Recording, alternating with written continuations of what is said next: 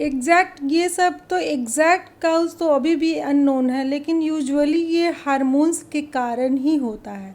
हम लोग के मासिक के समय में इस्ट्रोजन प्रोजेस्टेरोन का जो होता है इम्बैलेंस, जो होता है फ्लक्चुएशन, उसी के कारण ये होता है यूजुअली, है ना। और मेनली इस्ट्रोजन ऐसा है, इस्ट्रोजन के कारण ये सब होता है।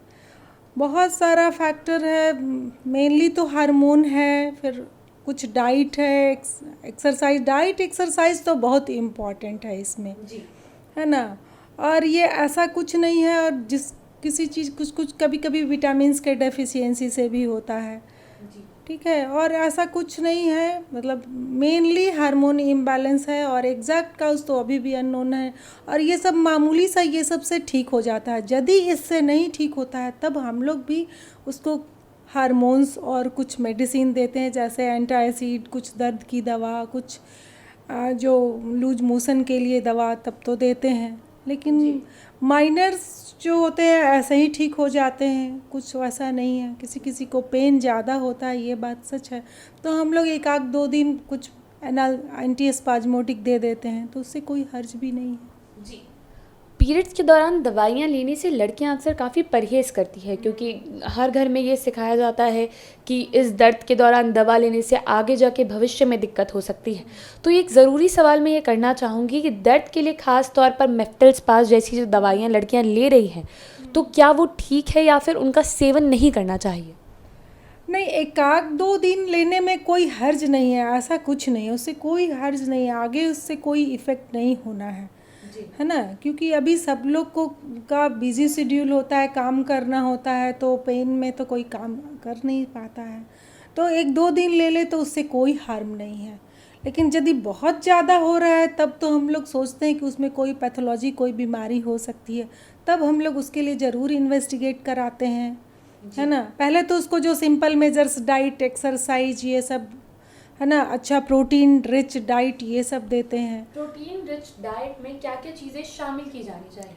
प्रोटीन रिच डाइट में जैसे हम लोग एग देते हैं, मिल्क देते हैं, पनीर देते हैं, दाल, है ना, कुछ विटामिन्स जैसे ग्रीन वेजिटेबल्स, ये सब भी फाइबर, वो भी इम्पॉर्टेंट है। जो विटामिन के डेफिशिएंसी के कारण जो सब सिम्टम्स होते हैं, तब वो सब सबसाइड कर जाते हैं जी। यूजुअली।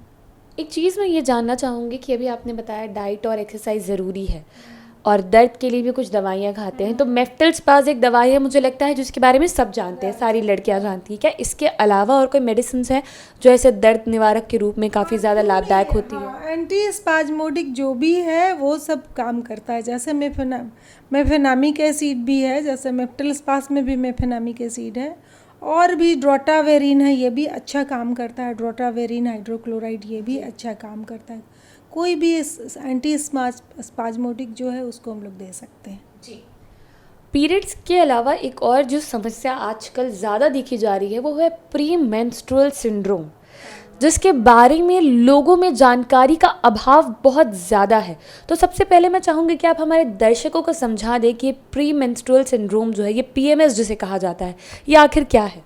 प्री मेंस्ट्रुअल सिंड्रोम भी वही है कि पीरियड्स आने से पहले, कुछ दिन पहले पेशेंट्स को ब्लॉटिंग और नोज़िया, वॉमिटिंग, ये सब लगने लगता है कुछ दिन पहले। प्री मेंस्ट्रुअल सिंड्रोम में 7 दिन 10 दिन पहले से होता है, और पीरियड्स आने से धीरे धीरे सबसाइड कर जाता है।